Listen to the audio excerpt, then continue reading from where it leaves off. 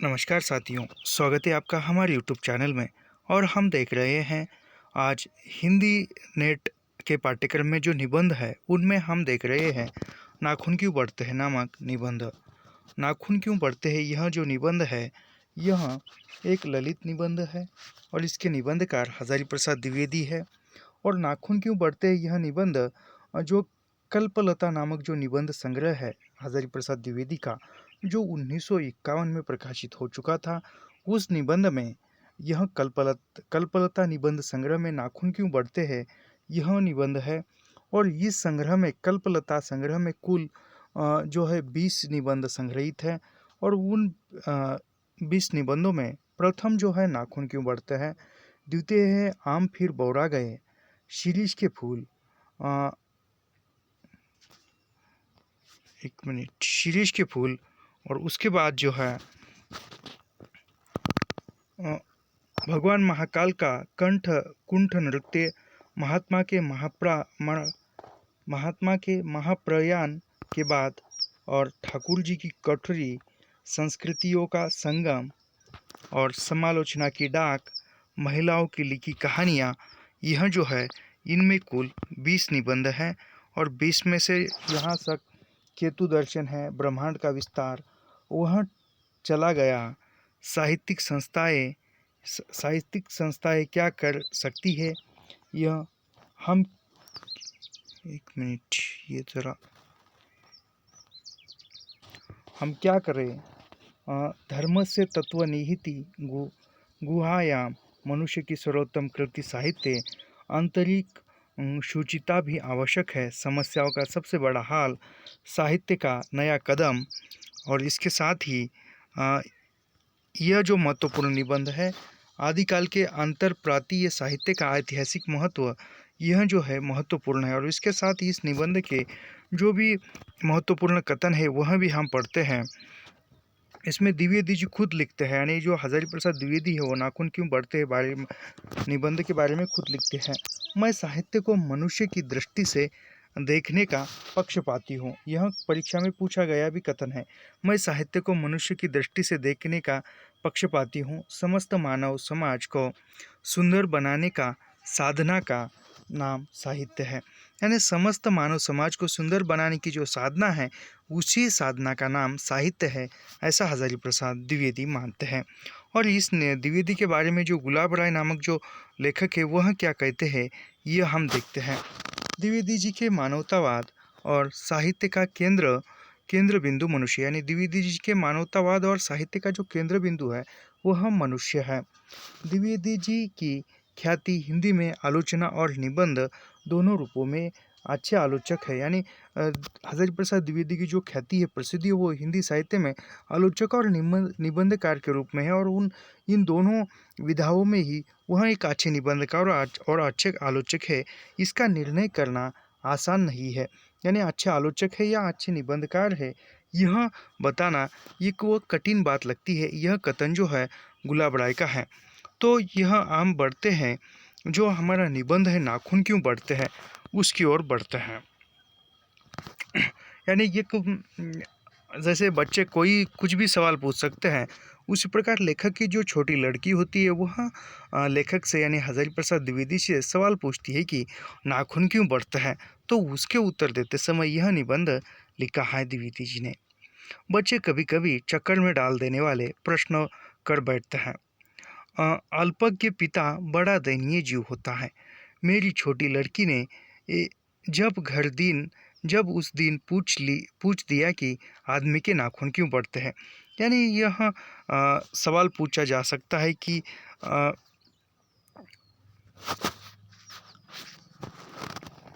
अल्पज्ञ पिता दयनीय जीव होता है। मेरी छोटी लड़की, यानी लेखक के कौन से लड़की ने नाखून क्यों बढ़ते हैं यह सवाल पूछा था। तो ऑप्शन दिया जाएगा छोटी लड़की, बड़ी लड़की, छोटी लड़की, मंझली लड़की। तो छोटी लड़की इसका उत्तर होगा। जब उस दिन पूछ दिया कि आदमी के नाखून क्यों बढ़ते हैं, तो मैं कुछ सोच ही नहीं सका। यानी कवि एक लेखक भी उस सोच में डूब गए। हर तीसरे दिन नाखून बढ़ जाते हैं। बच्चे कुछ दिन तक अगर उन्हें बढ़ने दे तो माँ बाप अक्सर उन्हें डांट देते हैं। यानी हर तीसरे दिन नाखून नाखून कितने दिन बढ़ते हैं, तो नाखून जो है हर तीसरे दिन बढ़ते हैं। हर तीसरे दिन नाखून बढ़ते हैं और माँ बाप अक्सर बच्चों को डांटते हैं कि नाखून बढ़ रहे हैं और उसे काटना चाहिए। पर कोई नहीं जानता कि ये अभागे नाखून क्यों इस प्रकार बड़ा करते हैं।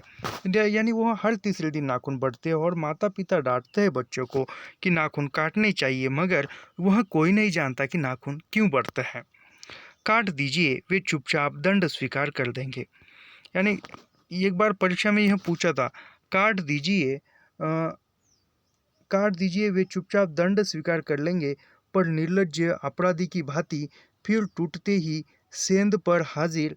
आखिर ये कितने बेहया क्या है। यह किसके बारे में है, तो नाखून के बारे में। यह परीक्षा में पूछा हुआ सवाल है।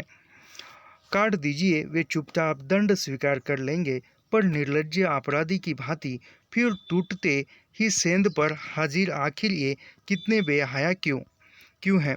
यानी कहा जाए तो नाखून हमारे बढ़ते हैं और बढ़े हुए नाखून को हम काटते हैं और वो फिर उत्पन्न होते, फिर बढ़ते, फिर काटते हैं। यानी ये कितने निर्लज्ज है, बेहया है। वह बार बार उग ही आते हैं, उत्पन्न होकर ही आता है।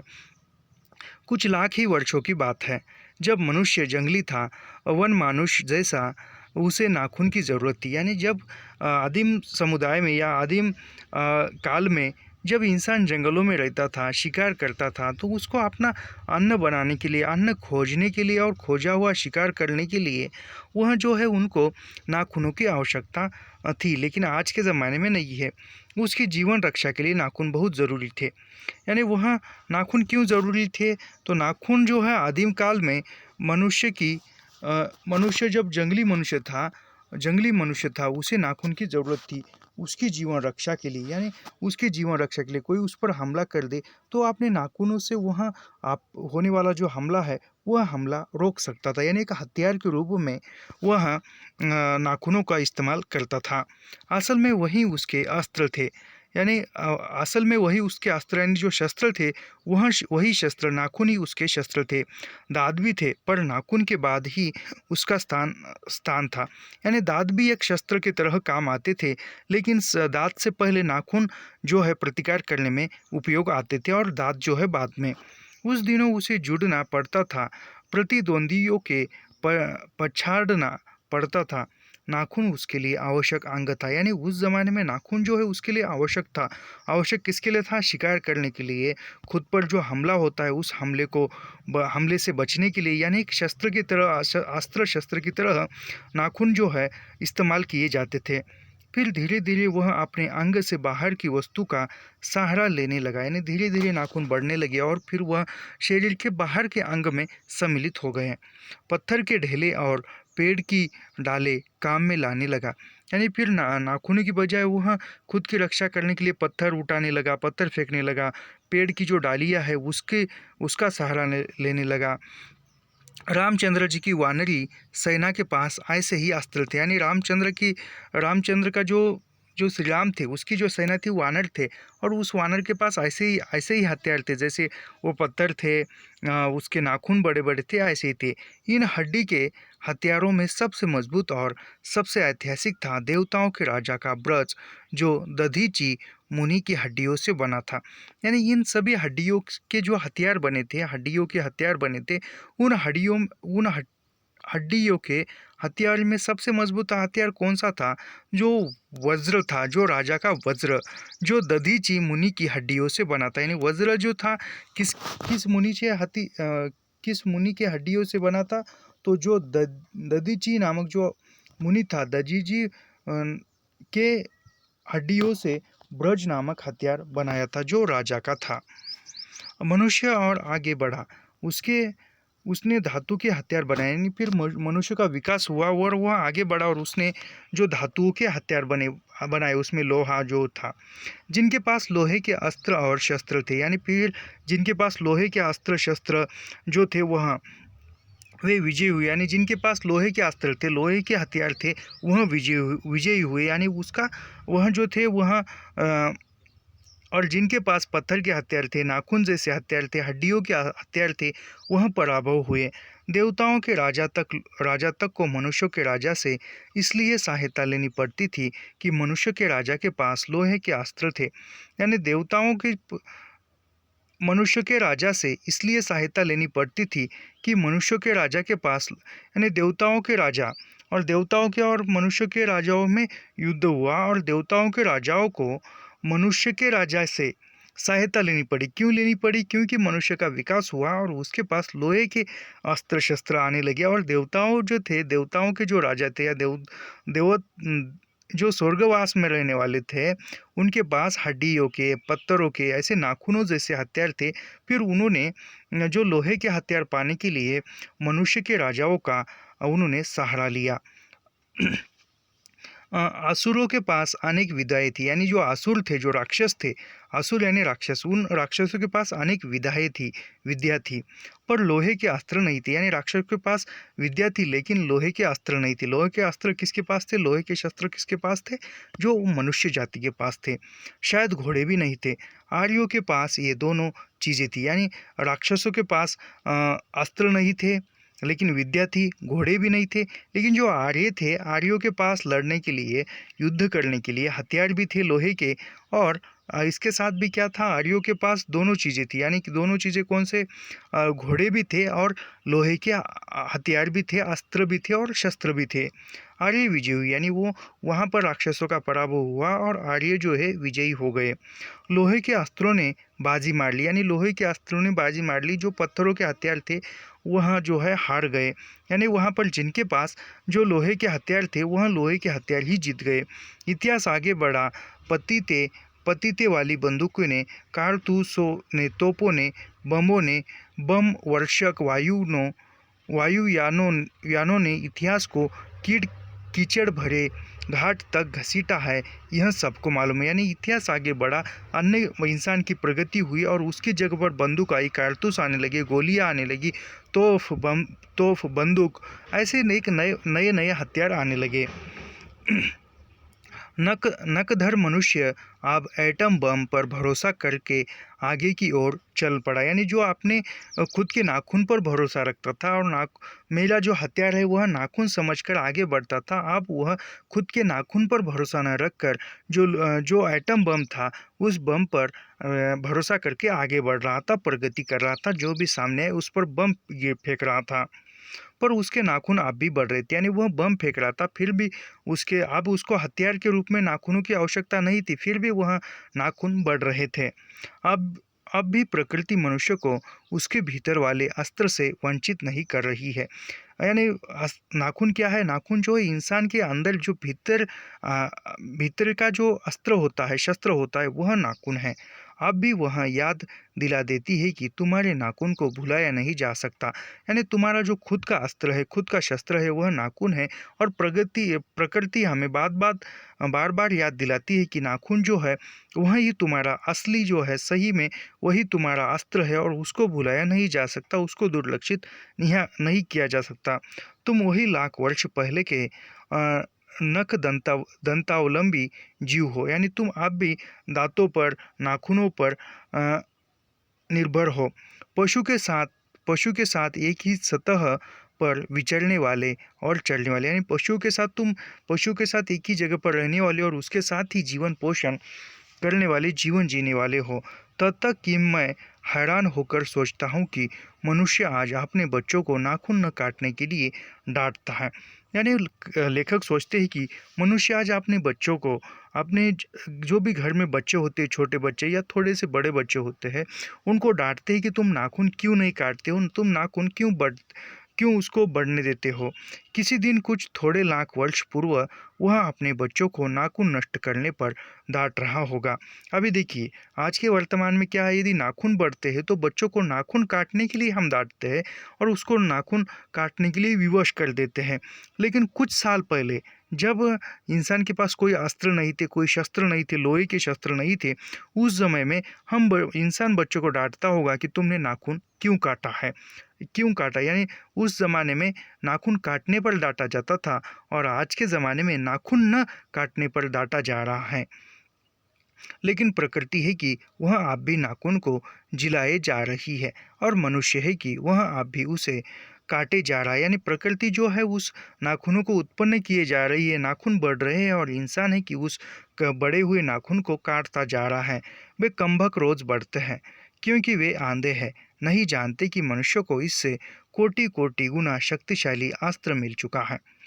यानी वह नाखून कैसा है, नाखून जो है कमबख्त है, बेशर्म है, निर्लज्जा है, वह बढ़ता ही जा रहा है। कितनी बार मनुष्य काटता है और कितनी बार उसको वह उपज आते हैं, लेकिन वो नाखून ये नहीं जानता कि मनुष्य को जो आज है, आज शक्तिशाली वो नाखूनों से कितनी गुना शक्तिशाली वो अस्त्र मिल गए हैं, शस्त्र मिल गए, जो लोहे के या अन्य धातु से है, बम जैसे।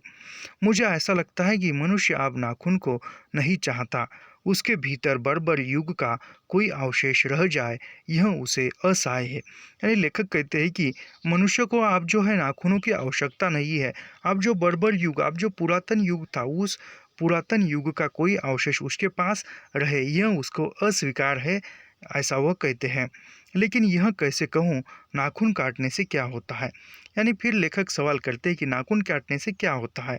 मनुष्य की बर्बरता घटी कहाँ है? वह तो बढ़ती जा रही है। मनुष्य के इतिहास में हिरोशिमा का हत्याकांड बार बार थोड़े ही हुआ है, यह तो उसका नवीनतम रूप है। यानी लेखक कहते हैं यहाँ पर नाखून काटने से क्या होता है? नाखून काटने से मनुष्य के अंतर जो हिंसक वृत्ति है, वह हिंसक वृत्ति तो खत्म नहीं होगी, क्योंकि नाखून काटने से क्या होता है? मनुष्य की बर्बरता घटी कहाँ है?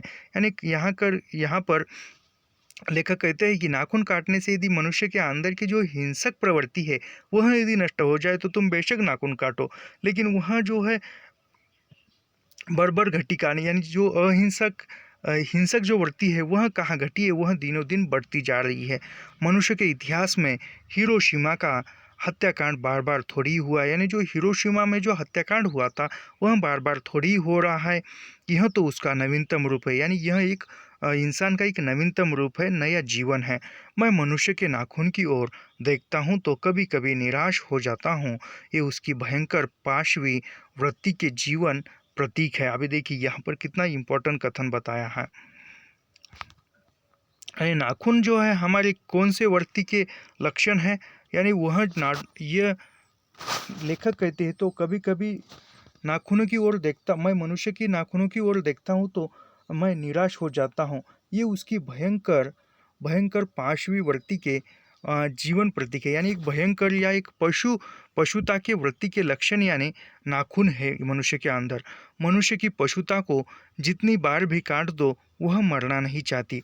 मनुष्य के अंदर जो पशुता है वह पशुता कितनी बार उसको काटो त्यागने की बात करो फिर भी वह उसके अंदर आती ही आती है। यानी जो है हमारे नाखून जो है वह हमारे अंदर पशुता की निशानी है। कुछ हजार साल पहले मनुष्य ने नाखून को सुकुमार विनोदों के लिए उपयोग में लाना शुरू किया था। यानी कुछ हजार साल पहले मनुष्य ने नाखून को सुकुमार विनोदों के लिए उपयोग में लाना यानी विनोदों के लिए उपयोग में लाने का उपयोग किया था।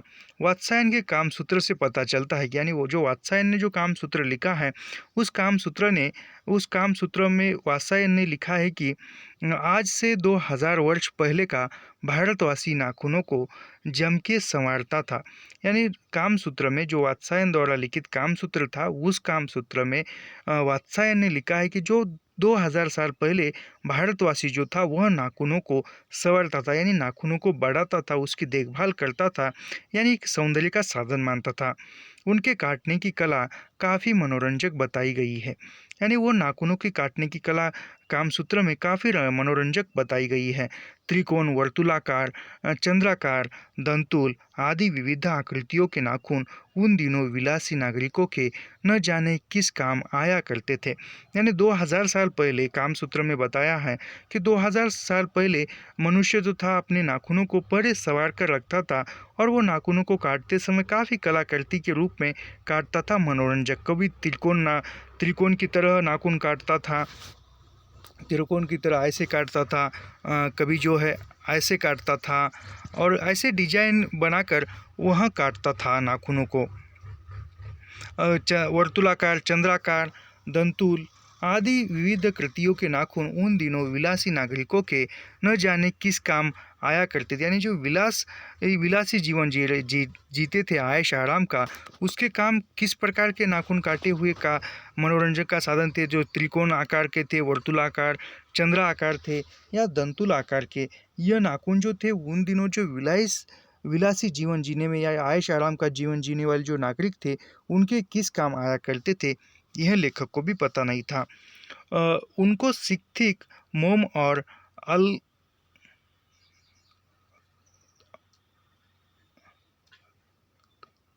अल अलकतक आलता से यत्नपूर्वक रगड़कर लाल और चिकना बनाया जाता था। यानी वो काटने के बाद उसको रगड़कर उसको एक अच्छा आकार देकर उसको एक सौंदर्यमय बनाया जाता था। गोंड देश के लोग उन दिनों बड़े बड़े नखों को पसंद करते थे। यानी उन दिनों किस देश के लोगों को नाखून पसंद थे, तो जो गोंड देश के जो नागरिक थे उनको बड़े बड़े नाखून पसंद थे।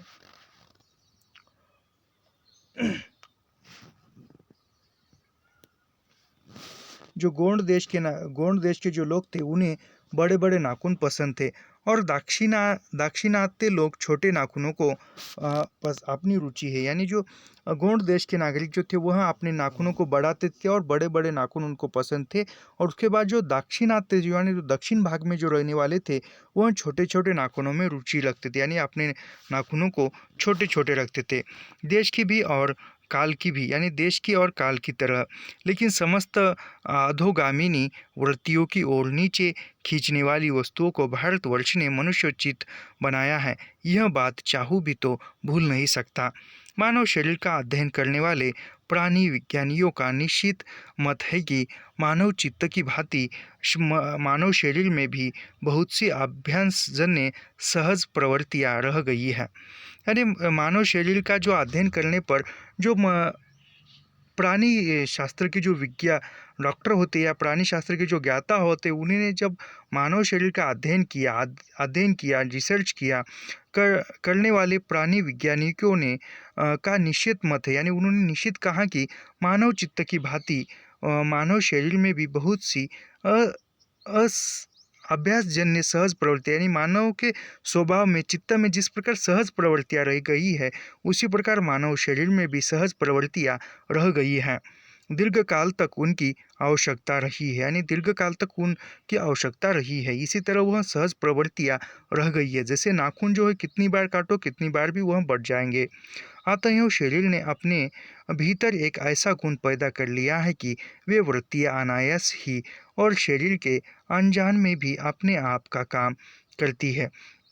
यानी वो शरीर के जो असहाय है उसको हमारा कोई काम नहीं है उस नाखूनों का, या ऐसे शरीर में ऐसे बहुत से अनायास वृत्तियाँ होती है उसका काम नहीं है, फिर भी वह बढ़ती रहती है। और वो कहा जाए तो अतएव शरीर ने अपने भीतर एक ऐसा गुण पैदा कर लिया, यानी शरीर ने हर एक मानव के शरीर में ऐसा गुण उत्पन्न हुआ है, ऐसी वृत्तियाँ अनायास ही और शरीर के अनजान में भी अपने आप काम करती है, यानी वो अपने आप काम करती है। जैसे काटा जाए बढ़ा जाए, इस प्रकार नाखून का बढ़ना उसमें से एक है, यानी उसी प्रवृत्ति में नाखून का बढ़ना एक है।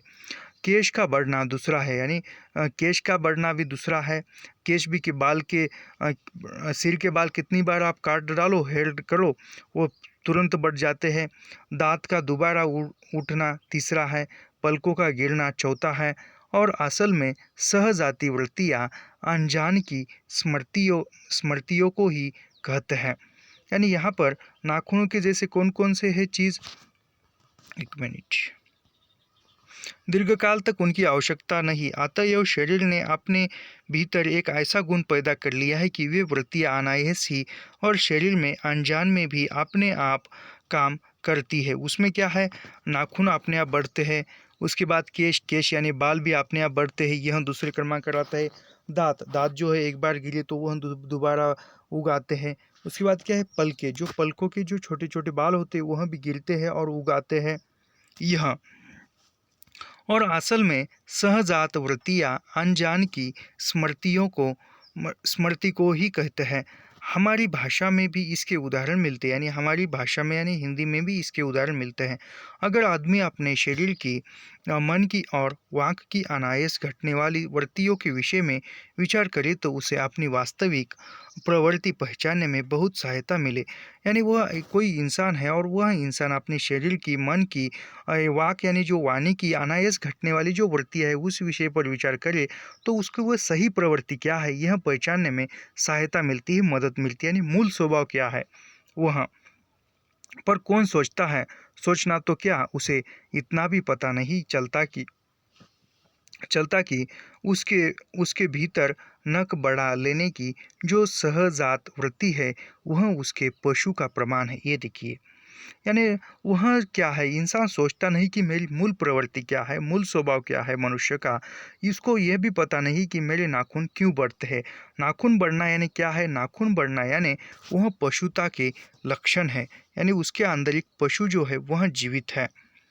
वास्तविक प्रवृत्ति पहचानने में बहुत सहायता मिले पर कौन सोचता है, सोचता तो क्या, उसे इतना भी पता चलता कि उसके भीतर नक नक यानी नाखून बढ़ लेने की जो सहजात वर्ती यानी नाखून जो है सहज उसके बढ़ते हैं वह उसके पशुत्व का प्रमाण है। यानी नाखूनों का बढ़ना मनुष्य के अंदर क्या है, पशुत्व का प्रमाण है। उन्हें काटने की जो प्रवृत्ति है वह उसकी मनुष्यता की, यानी नाखून बढ़ना यह पशुत्व का प्रमाण है और उन बढ़े हुए नाखूनों को काटना यह मनुष्यता की निशानी है। और यद्यपि पशुत्व के चिन्ह उसके भीतर रह गए हैं पर वह पशुत्व को छोड़ चुका है। यानी पशुत्व के चिन्ह जो है उसके अंदर रह गए, पशु की जो निशानी है पशु स्वभाव की वह उसके अंदर रह गई है, लेकिन उसने पशुत्व छोड़ चुका है और वह इंसानियत में, मनुष्यत्व में आ गया है।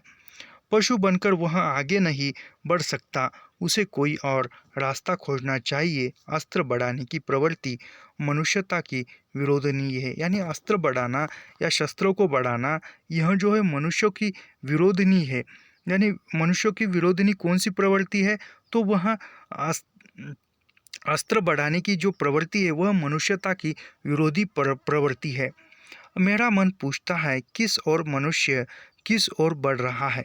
यानी लेखक कहता है कि लेखक का मन कह रहा है कि मनुष्य जो है किस ओर बढ़ रहा है। यानी पशुता की निशानी को छोड़ना, अस्त्र संभालना यह पशुता मनुष्यत्व की निशानी नहीं है, फिर भी वह अस्त्र शस्त्रों का भंडार कर रहा है, उसका संग्रहालय बना रहा है। पशुता की ओर क्या मनुष्यता की ओर, यानी इंसान जो है पशुता की ओर बढ़ रहा है या मनुष्यता की ओर बढ़ रहा है, यह सवाल उत्पन्न लेखक के मन में हो रहा है। अस्त्र बढ़ाने की ओर या शस्त्र काटने की ओर। मेरी निर्बोध बालिका ने मानव मनुष्य जाति से ही प्रश्न किया है। यानी जो छोटी बालिका है लेखक की, उसने पूरे मनुष्य जाति से ही सवाल किया है कि नाखून क्यों बढ़ते हैं, ये अस्त्र शस्त्र क्यों बढ़ रहे हैं, यह हमारी पशुता की निशानी है। यानी जो अस्त्र शस्त्र जो बढ़ रहे हैं वह जो है पशुता की निशानी है। भारतीय भाषाओं में प्राय ही अंग्रेजी के इंडिपेंडेंस शब्द का समानार्थी शब्द नहीं व्यवहृत होता। यानी भारतीय भाषा जो थी, भारतीय भाषाओं में और अंग्रेजी भाषा में जो इंडिपेंडेंस शब्द है, उन इंडिपेंडेंस शब्द का भारतीय भाषाओं में कोई समानार्थी शब्द व्यवहारत नहीं होता। 15 अगस्त को जब अंग्रेजी भाषा के पत्र इंडिपेंडेंस की घोषणा कर रहे थे, देशी भाषा के पत्र स्वाधीनता दिवस की चर्चा कर रहे थे। यानी 15 अगस्त को जब भारत स्वतंत्र हुआ तो अंग्रेजी का जो पत्र था इंडिपेंडेंस की घोषणा कर रहा था और भारतीय देशी भाषा जो थी उसमें हिंदी थी, मराठी थी या जो भी भाषाएं थी भारत की भाषाएं, उस भाषा में स्वाधीनता दिवस पर चर्चा की जा रही थी। इंडिपेंडेंस का अर्थ है अधीनता या किसी की अधीनता का अभाव।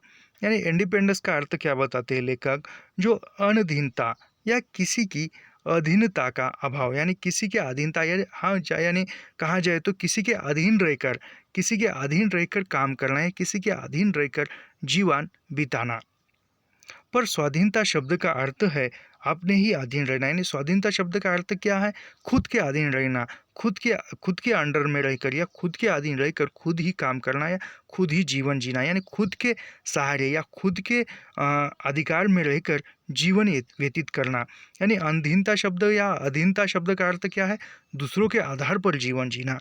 अंग्रेजी में कहना हो तो सेल्फ डिपेंस कह सकते हैं, यानी खुद के अभाव में खुद के ही अंदर जीना या खुद के अधीन अधीन होकर जो ना जीना, उसको अंग्रेजी में क्या कहते हैं, सेल्फ डिपेंस कह सकते हैं। मैं कभी कभी सोचता हूँ कि इतने दिनों तक अंग्रेजी की अनुवर्तिता करने के बाद भी भारतवर्ष इंडिपेंडेंस को अधीनता क्यों नहीं कह सका। उसके उसने अपनी आज़ादी के कितने भी नामकरण किए, स्वतंत्रता, स्वराज्य, स्वाधीनता, उन सब में स्व का बंधन अवश्य रखा। यानी स्वाधीनता या स्वतंत्रता को लेकर भारत स्वतंत्र हुआ और उसको न जाने आज़ादी के बाद कितने नाम दिए गए कि किसने स्वतंत्रता कहा, किसने स्वराज्य कहा, किसने स्वाधीनता कहा। इन सभी शब्दों में जो है सो शब्द का जो बंधन था या सो का जो बंधन है वह रखा, यानी खुद के अधिकार में जीना। यह क्या संयोग की बात है, हमारी समूची परंपरा ही अनजान में हमारी भारत की भाषा के द्वारा प्रकट होती रही है। मुझे प्राणी विज्ञानी की बात फिर याद आती है। फिर जो प्राणी शास्त्र के जो ज्ञाता है या जो वैज्ञानिक है उसकी बात याद आती है। सहजात वृत्ति अनजानी स्मृतियों का ही नाम है, यानी सहजात वृत्ति जो है वह अनजानी स्मृतियों का नाम है। स्वराज होने के बाद स्वभावतः ही हमारे नेता और विचारशील नागरिक सोचने लगे हैं कि इस देश को सच्चे अर्थ में सुखी कैसे बनाया जाए। यानी जब स्वतंत्रता मिली, भारत स्वतंत्र हुआ और देश के नागरिक या जो भी लोग हैं वह सोचने लगे कि देश की उन्नति किस प्रकार कैसे हो सकती है, सच्चे अर्थ में देश सुखी कैसे हो सकता है। हमारे देश के लोग पहली बार यह सब सोचने लगे हो, ऐसी बात नहीं है। यानी हम सुखी कैसे हो यह हमारे देश के लोग जो है पहली बार सोच रहे हैं, ऐसा नहीं है। इसके पहले भी देश के लोगों ने सोचा है कि हम सुखी कैसे हो सकते हैं या हमारा देश सुखी कैसे हो सकता है। हमारा इतिहास बहुत पुराना है। हमारे शास्त्रों में इस समस्या को नाना भावों और नाना पहलू से विचारा गया है।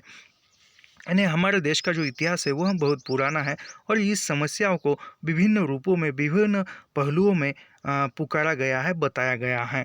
हम कोई नवसीख हुए नहीं है, यानी हम कोई नए नहीं है इसके बारे में सोचने वाले। जो रातों रात अनजान जंगल में पहुंचाकर अशिक्षित छोड़ दिए गए हो। हमारी परंपरा महिमामयी, उत्तराधिकार विपुल और संस्कार उज्ज्वल है। हमारे अनजान में भी ये बातें हमें एक खास दिशा में सोचने की प्रेरणा देती है। यानी हम यह जो बातें हमसे अनजान है फिर भी सोचने के लिए हमें एक प्रेरणा देती है।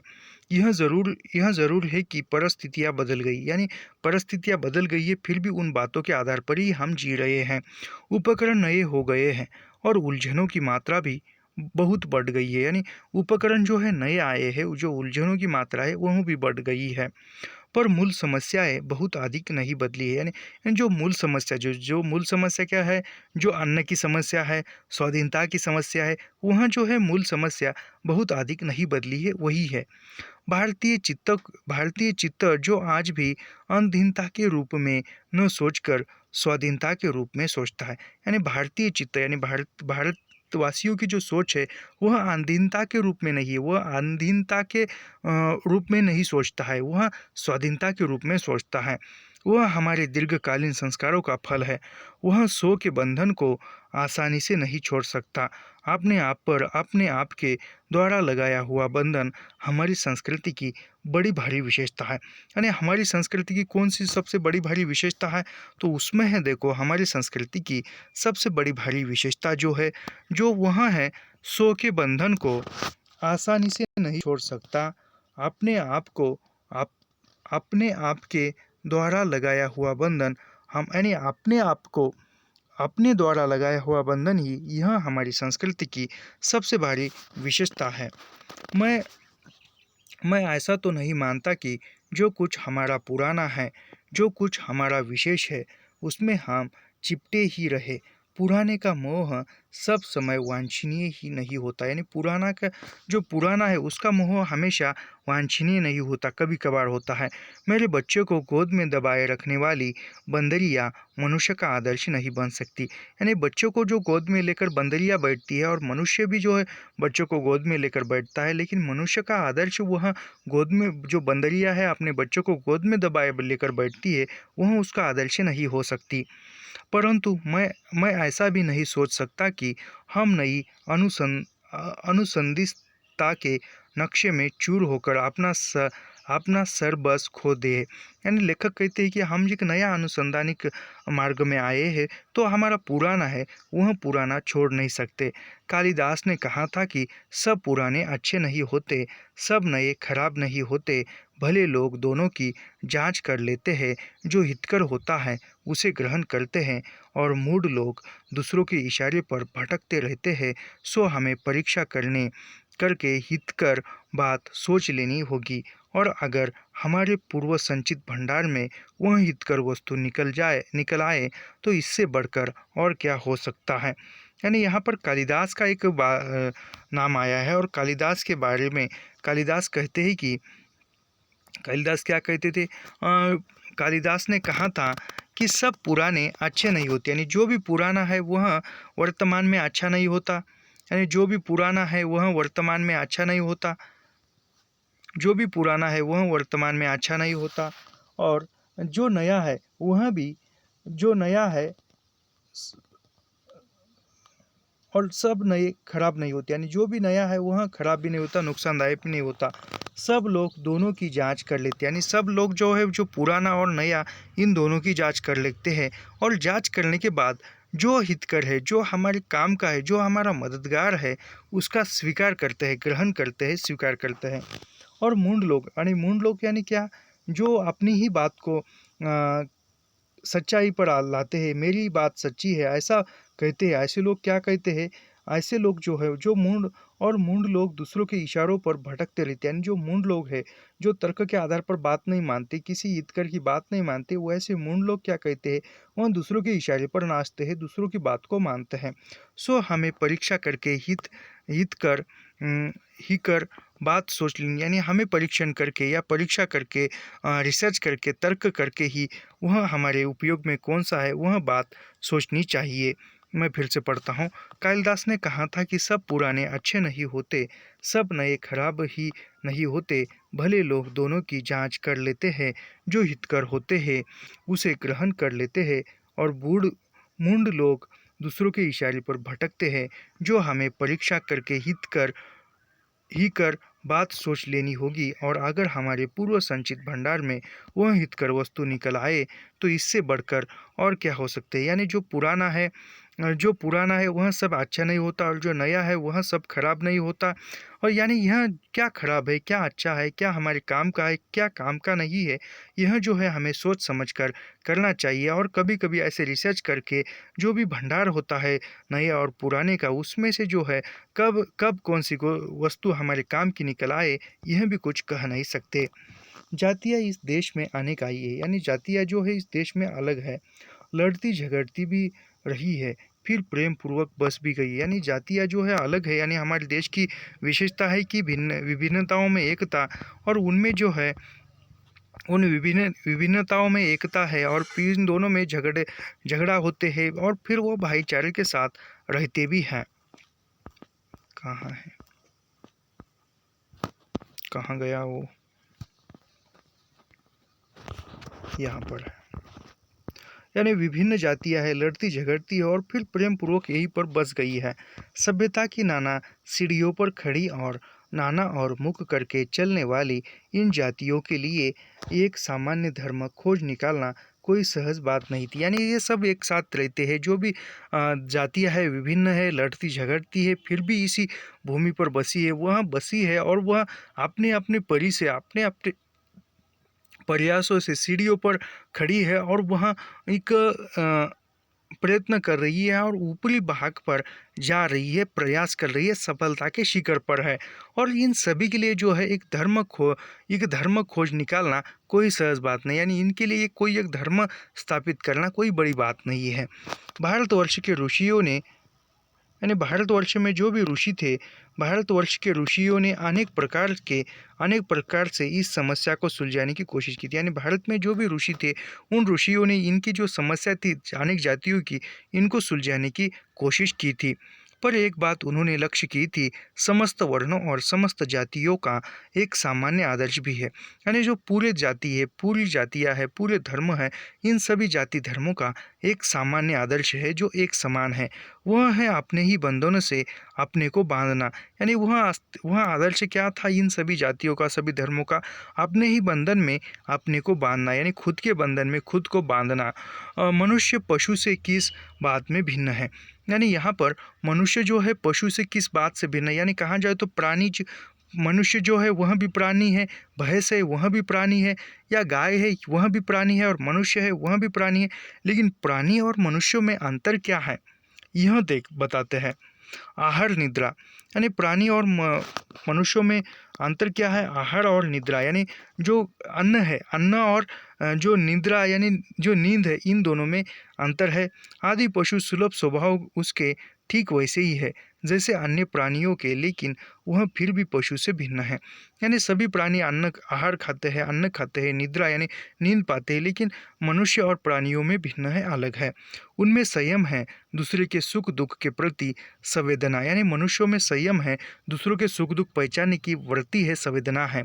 श्रद्धा, तप है, त्याग है, यानी मनुष्यों में क्या है? श्रद्धा है, तप है, त्याग है। यह मनुष्य के स्वयं के उद्वातिक बंधन है। यानी तप, त्याग, श्रद्धा, सुख दुख जानना, यह जो है मनुष्य के खुद के बंधन है। इसलिए मनुष्य झगड़े टंटे को अपना आदर्श नहीं मानता। यानी जो झगड़ा टंटा है, इसको जो है मनुष्य इसको आदर्श नहीं मानता। गुस्से में आकर दौड़ने वाले अविवेकी को बुरा समझता है। यानी जो गुस्से में आकर कुछ भी कर बैठते हैं, झगड़ा कर बैठते हैं, उसको मनुष्य वृत्ति जो है अविवेकी समझती है, विवेकशील नहीं। और वचन, मन और शरीर से किए गए असत्याचरण को गलत आचरण मानता है। यह किसी भी जाति का, वर्ण या समुदाय का धर्म नहीं है। यानी यह मनुष्य मात्र का धर्म है। यानी यह सब मनुष्य मात्र का धर्म है, श्रद्धा, यह सब कुछ। महाभारत में इसलिए निर्वैर भाव, सत्य और अक्रोध को सब वर्णों का सामान्य धर्म कहा है। यत्वितृतीय श्रेष्ठ सर्वभूतेषु भारत निर्वैरता महाराज सत्यम क्रोध एवं च अन्यत्र इनमें निरंतर दानशीलता को भी गिराया गया है। अनुशासन पर गौतम ने ठीक ही कहा, यानी जो गौतम बुद्ध है उन्होंने ठीक कहा था कि मनुष्य की मनुष्यता यही है कि वह सबके सुख दुख को सहानुभूति के साथ देखता है। यानी गौतम बुद्ध कहते हैं कि मनुष्य की मनुष्यता क्या है, तो वह सबके दुख सुख को सहानुभूति के साथ देखता है। यह आत्मनिर्मित बंधन ही मनुष्य को मनुष्य बनाता है। यानी जो दूसरों का सुख दुख देखने की जो वृत्ति है, वही मनुष्य को मनुष्य बनाती है। अहिंसा, सत्य और अक्रोध मूलक धर्म का मूल उत्स ही है। मुझे आश्चर्य होता है कि अनजान में भी हमारी भाषा में यह भाव कैसे रह गया। लेकिन मुझे नाखून के बढ़ने पर आश्चर्य हुआ था। अज्ञान सर्वत्र आदमी को पछाड़ता है। अज्ञान सर्वत्र आदमी को पछाड़ता है, यह भी बात याद रखिए। लेकिन मुझे नाखूनों के बढ़ने पर आश्चर्य हुआ था। अज्ञान सर्वत्र आदमी को पछाड़ता है, और आदमी है कि सदा उससे लोहा लेने को कमर कसता है। यानी आदमी जो है यानी अज्ञान जो है आदमी को सर्वत्र आदमी को पछाड़ता है, और उसी अज्ञानता को आदमी जो है सदा जो है लोहा लेने के लिए कमर, यानी उसके सामने डटकर खड़ा रहने के लिए जाता है। मनुष्य को सुख कैसे मिलेगा? यानी मनुष्य को सुख कैसे मिलेगा? वह जो है अज्ञानता को ही अपना लेता है। बड़े बड़े नेता कहते हैं वस्तुओं की कमी है और मशीन बैठाओ और उत्पादन बढ़ाओ और धन की वृद्धि करो और बाह्य उपकरणों की ताकत बढ़ाओ। यानी बड़े बड़े नेता लोग क्या कहते हैं कि वस्तुओं की कमी है, मशीन बैठाओ, कारखाने निर्माण करो और उन जो उपकरणों का उपयोग करके उपकरणों की ताकत पर अपना उत्पादन बढ़ाओ। एक बूढ़ा कहता था, यानी एक बूढ़ा कहता था, अभी बूढ़ा यानी कौन? जो महात्मा गांधी को यहाँ पर बूढ़ा कहा गया है। एक बूढ़ा कहता था, बाहर नहीं भीतर की ओर देखो। यानी बूढ़ा यानी महात्मा गांधी। महात्मा गांधी क्या कहते थे? एक बूढ़ा कहता था कि बाहर नहीं भीतर देखो, यानी खुद के अंतर्मन को देखो, बाहर मत देखो। यह जो है बूढ़ा यानी गांधी जी कहते थे। हिंसा को मन से दूर करो, मिथ्या को हटाओ, क्रोध और द्वेष को दूर करो, लोक के लिए कष्ट सहो, आराम की बात मत सोचो, प्रेम की बात सोचो, आत्मा तोषण की बात सोचो, काम करने की बात सोचो। उसने कहा, प्रेम की बड़ी चीज़ है, यानी प्रेम ही बड़ी चीज़ है, क्योंकि वह हमारे भीतर है। उ- उच्छृंखलता पशु की प्रवृत्ति है, सौ का बंधन मनुष्य का स्वभाव है। बूढ़े की बात अच्छी लगी या नहीं, यानी यह बूढ़े यानी महात्मा गांधी ने क्या क्या कहा था यहाँ पर। बूढ़ा यानी महात्मा गांधी, याद रखिए महात्मा गांधी को बूढ़ा कहा गया है।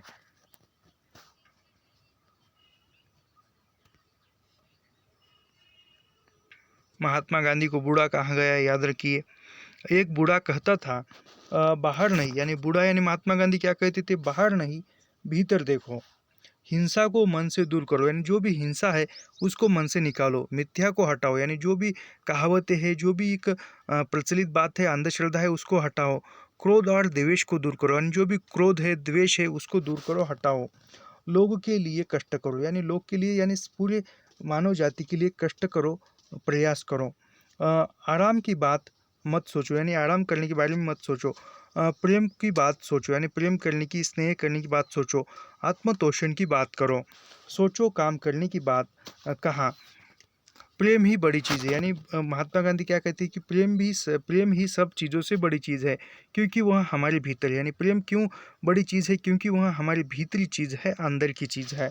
उत्खलता पशु की प्रवृत्ति, यानी पशु की प्रवृत्ति गांधी जी क्या मानते थे, जो उस जो उच्छृंखलता है वह पशु की प्रवृत्ति है। सौ का बंधन मनुष्य का स्वभाव है, यानी सौ का बंधन, खुद का बंधन खुद पर लादना, यह मनुष्य का स्वभाव है। बूढ़े की बात सच्ची लगी या नहीं, यानी बूढ़ा यानी गांधी जी, बूढ़े की बात सच्ची लगी या नहीं पता नहीं, उसे गोली मार दी गई, यानी उसको गोली मार दी गई 30 जनवरी कब तो ये मार दी गई। आदमी के नाखून बढ़ने की प्रवृत्ति ही हावी हुई, यानी आदमी की नाखून बढ़ने की प्रवृत्ति, यानी नाखूनों का बढ़ना, यानी मनुष्य के अंदर जो है हिंसात्मक प्रवृत्ति बढ़ना का एक निशानी है। मैं हैरान होकर सोचता हूँ, बूढ़े ने कितनी गहराई में बैठ कर मनुष्य की वास्तविक चरितार्थकता का पता लगाया था। यानी द्विवेदी कहते हैं कि बूढ़ा यानी गांधी जी ने कितनी गहराई में सोचकर मनुष्य के जो वास्तविक चरितार्थता की बात की थी, यानी वास्तविक चरित्र क्या है इंसान का, यह बताया था, फिर भी उसको गोली मार दी गई।